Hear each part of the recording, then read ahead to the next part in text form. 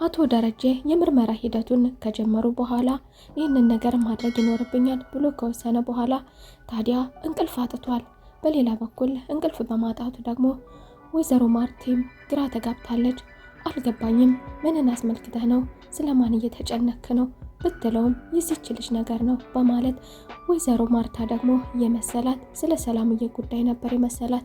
ምክንያቱም ወቅታዊ የሆነችው ሴትዮ ደግሞ በአሁኑ ሰዓት ሰላምዬ ስለሆነች ታዲያ የእሷ ጉዳይ ከሆነ አሳሳቢ ነው በማለት በሌላ በኩል ደግሞ እንዲሁ አንዲት የምትረብሻቸው ልጃቸው ነፍስ አለማወቋ ቂል ሆና መቅረቷ የዋህ ገራገር ልክ እንደ ስሟ ውሃ መቅረቷ የሚያሳስባቸው የውሃ ነገር መስሏቸው ነበረ።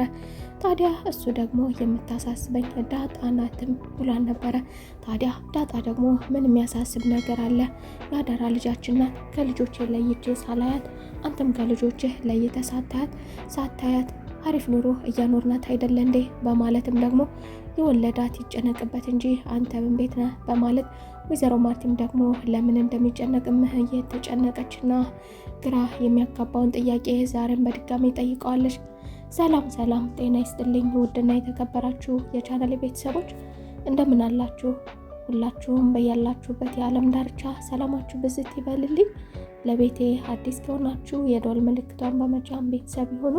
ዳጣ ቀጣይ ክፍል እንግዲህ ዳጣ የምርመራ ሂደቱ ከተካሄደ በኋላ ፕሮሰሱን ከጀመሩ በኋላ መደረግ አለበት ተብሎ የታመነበት ነገር ቢሆንም ነገር ግን ፍራቻ አላት። ምክንያቱም እሷ የመጣችው ከነበረችበት የመጣችው ወደዚህ ቦታ በጥቆማ እንጂ እሷ ሆን ብላ ምንም የምታውቀው ነገር የላትም።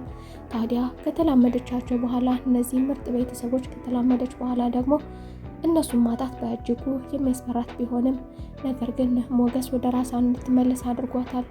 ወደ ሞገስን ብትሄድ ጭንቀት እንደገባባትና እንደተረበሸች አባቴ ባይሆንስ የምርመራ ሂደቱን መደረግ አለበት ተባብለን ጀመረናል፣ ነገር ግን እኔ ሰላም የለኝም በማለት ደግሞ ለሞገስ አማክራው ነበረ። ታዲያ ሞገስም ደግሞ ለምን ትፈሪያለሽ? የዚህ ባለቤት የሆነው ፈጣሪ ያለ፣ ስለዚህ በማይመለከትሽ ነገር አጉል አትጨነቂ በማለት ከሆነ ሆነ ካልሆነ ደግሞ ምንም ችግር የለውም እኔ አባት ሆንሻለሁ በማለት ሞገስ ከወደቀችበት በማንሳት ኩራት እንደሆነ ከዚህ በፊት ዛሬም ደግሞ ኩራት ሆኗታል። ቀጥ እንድትል በራስ መተማመን እንዲኖራት ቢሆንም ሰየው ባይሆንም ደግሞ ምንም ችግር የለውም። በእርግጥ ተላምጃለሁ፣ ሁላቸውንም ውሃን የመሰለ ታግኝቻለሁ፣ አባዬም ሁላቸውንም የቤቱን ሰዎች ለምቻለሁ። ታዲያ እነሱን ማጣት ለእኔ ቀላል ነገር ነው ወይ ብትለው ነገር ግን ሞገስ ከሆነ ሆነ ነው፣ ካልሆነ ግን በፍጹም መጨነቅ የለብሽም በማለት አረጋግቷታል። አብጌልም ዛሬ ደግሞ የሌለ አዲስ ባህሪ አመጣለች። ታዲያ የሌለ ነገር ቤት ማጽዳት አይደለም ቤት ማጽዳት እየበላችበትን የማታነሳ ልጅ ዛሬ ደግሞ እንደ ሴቶቹ ጎንበስ ቀና ብላ ሰላምዬ ሆድሽ ስለሞላ ነፍሰ ጡር ስለሆንሽ ከዚህ በኋላ አግዝሻለሁ በማለት ራሷንም ደግ ለማድረግም ስትሞክር ነበረ። ግራ የተጋቡ ቢሆንም በሂደቱ በምታደርገው ነገር ግራ የተጋቡ ቢሆንም አንድም በሽተኛ ናት፣ ጤና የላትም፣ የሆነችው ነገር አላት፣ ሁለትም ደግሞ የሆነ ነገር አለ ማለት ነው ተባብለው ተገርመውም ነበር። ነገር ግን እሷ ከዚህ በኋላ ጥሩ ልጅ መሆን እፈልጋለሁ፣ አንተ የምትፈልገው መስፈርቴ ያልከው ይሄን አይደለ? ከዚህ በኋላ ቀሚስ ለባሽ ሆናለሁ፣ መልካምና ቅን ልባማ ሴቶችን እወዳለሁ ያልካቸውን ሴቶች እሆንልሃለሁ በማለት ለሱ ስትል እንግዲህ እንደተቀየረችም እያሳየችው ነበረ። አድርገው የማታውቀውን ለምሳሌ ማነሳሳት፣ መሰታተር፣ እንደ ሴቶች ጉንብስ ቀና ብሎ ሴቶች የሚሰሩትን ስራ ማድረግ ከዚህ በፊት ስትንቀው የነበረውን ነገር ዛሬ ደግሞ በኩራትና አሪፍ ባህሪ የተላበሰች በመምሰል ስትርትር አድርጋለች። በሌላ በኩል ደግሞ ዳጣ በዚህ ነገር እንቅልፍ የነሳት ዳጣ ደግሞ በመንገዷ እየተመለሰች ታገኛቸዋለች። ከሞገስ ጋር ከተነጋገረች በኋላ መንገዷን ካስተካከለች በኋላ ወደ ቤት እየተመለሰች ታዲያ በዚህ ሂደት ደግሞ ደስተኛ ሆና የነበረው አቢጌል ዳጣን ባለማየቷ ነበር። ነገር ግን ዳጣን ከመንገዷ በማየቷ አሁንም ሰላሟ ወደ ነበረችበት ቦታ ያላት የባህሪዋ ለውጥ ደቂቃዎች ሳይቆይ ወዲያው ተቀይሯል። የባህሪ ለውጧ ችግር ያለባት በእርግጥ ከዳጣ ጋር ነው። አሁንም ተስተካክያለሁ ካለች ደቂቃዎችን ሳታስቆጥር ዳጣን በመንገድ ላይ ብታገኛት ወደዛው ወደ ኖርማል ወደ ታዋቂው ባህሪዋ ተመልሳለች። ታዲያ አቶ ደረጀ ደግሞ ይህንን ነገር ለማወቅ የእሱንም ስሜት መረበሹንም አስመልክቶ ደግሞ ከውጤቱ ጋር ከ3 ቀን በኋላ ይመጣል የተባለው ውጤት ከመምጣቱ በፊት በሁለታቸውም በኩል ትልቅ ፍራቻ አለ።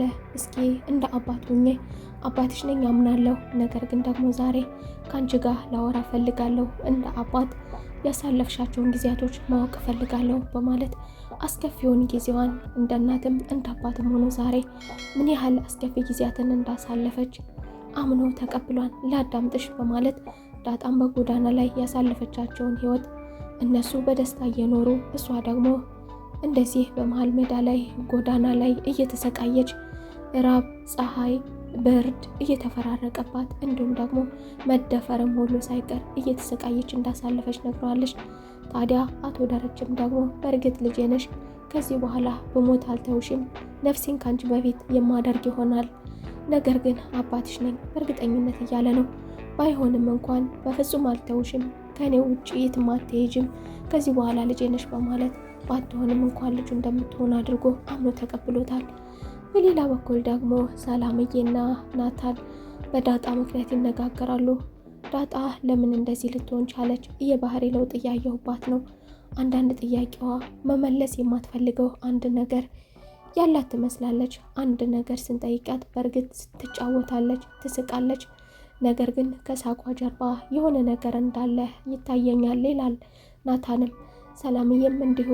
ምክንያቱም ከዚህ በፊት በተለያዩ ጊዜያቶች አንዳንድ ነገሮችን ለማጣራት ሞክራ ነበር፣ ነገር ግን አልተሳካላትም። እንባዋ ስለሚቀድማትና መናገር የማትፈልገውን ነገር ሲያነሱባት ውስጧን ስለሚፈነቅላት፣ ታዲያ ሰላምዬም ደግሞ ይህንን ነገር አውቃለሁ፣ የሆነችው ነገር እንዳላት አልጠራጠርም፣ ብቻ ያን ነገር ለማወቅ ደግሞ ሁለታችንን መቅረብና እንደምንም ብለን ማጣራት ይኖርብናል፣ ከኔ በተሻለ መልኩ ደግሞ አንተ ቅረባት በማለት ናታንን እንዲቀርባት አድርጋለች።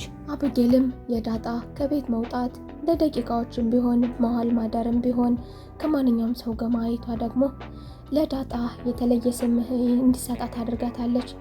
ታዲያ ናታንንም ደግሞ የት ነሽ ብሎ በጠየቃትም ጊዜ እሷ ከሞገስ ጋር ነኝ የሚል ምላሽ ብትመልስለትም አያደለ እሷ ላንተ መልካም ሴት መስላ ትቀርባለች፣ ነገር ግን ፍቅረኛዋ ጋር ነበረች በማለት ፍጹም የማይገናኝ ሰማይና ምድር የሆነ ነገር ሞገስን ፍቅረኛዋ ነው በማለት ያለ ስሟ ስም ሰጥታታለች። ታዲያ በዚህ የተበሳጨችው ዳጣ ደግሞ ከዚህ በፊት ስትነታረካት እንደነበረና ምላሽ ትሰጣት እንደነበረው ዛሬ ደግሞ ምንም አይነት ምላሽ አልሰጠቻትም። ምክንያቱም ዳጣ ቢዚ ናት። ዳጣ ብዙ ነገር አላት፣ ብዙ ውጣ ውረድን አሳልፋለች። እናቷን ማግኘት ትፈልጋለች። የማንነት ጥያቄ አለባት። ከዚህ ቤት ምናልባትም ጥገኛ ብቻ እንጂ ምናልባትም ደግሞ የጠየኩን ነገር ያነሳውን ነገር ምናልባትም ከዚህ ቤት ላይነሳልኝ ይችላል ብላለች። ቢሆንም ግን ለተቀመጠችባቸው ከአጭር ጊዜ ወዲህ ላሳለፈችው ጊዜ ደስተኛ ብትሆንም እንደ አዲስ ግን ዛሬ ላይ ደግሞ በእጅጉ አስፈርቷታል። እነሱም መለየት ቤተሰቦቿ ባይሆኑ ያልነበራት ነገር ስለተላመደችው አሁን ላይ ከዚህ በፊት ምናልባት ባታውቃቸው ይሻል ነበር እስከ ማለትም ደርሳለች። አሁን ላይ ተላምዳቸዋለች ቤተሰቦቼ ብላ አምና ተቀብላለች። ታዲያ እነዚህ መለየት ደግሞ ለሷ በእጅጉ አስፈርቷታል። ይህ ነገር ያስፈራት ቢሆንም ወዴት ልትሄጂ ነው የሚለውን ምላሽ ደግሞ ስትመልስ ከዚህ በፊት ከጎዳና ላይ አንስተው እህታቸው እንዳደረጉኝ፣ ቤተሰባቸው እንዳደረጉኝ፣ እንደዚሁ ደግሞ ከራብ ከስቃይ ከውሃ ጥም የታደገኝ ሞገስና እነ ምሳሌ ያሉ እነሱ መጠጊያዎቼ ናቸው በማለት ለአቶ ደረጀ ብትመልስለትም አቶ ደረጀ ግን በፍጹም የትም አትሄጂም፣ እኔ አባትሽ ነኝ በማለት እንግዲህ የሚመጣበትን ችግር ሁሉ ለመቀበል በእርግጥ ቀላል ህይወት እንደማያሳልፍ ይህ ነገር ከመጣ ይህ ነገር እውነት ከሆነ እየገፋ ከመጣ በእርግጥ አቶ ደረጀ ቀላል ነገር እንደማይገጥመው የሚታወቅ ነገር ነው። ታዲያ ይህንንም ነገር ደግሞ ከማገናዘብ አቶ ደረጀ ወይዘሮ ማርቲን ጠይቋን ነበረ። እስኪ አንድ ጥያቄ ልጠይቅሽ በማለት እንግዲህ ቁርጡን እንዲያውቀው ያህል አንድ ጥያቄ አቅርቦላን ነበረ። ታዲያ ወይዘሮ ማርቲም ደግሞ ለጥያቄው ቀጥታ ከመመለስ ይልቅ ወደ ፍች እንደምታመራና አዙራ ደግሞ ይህንኑ ጥያቄ ለአቶ ደረጀ ጠይቀዋለች።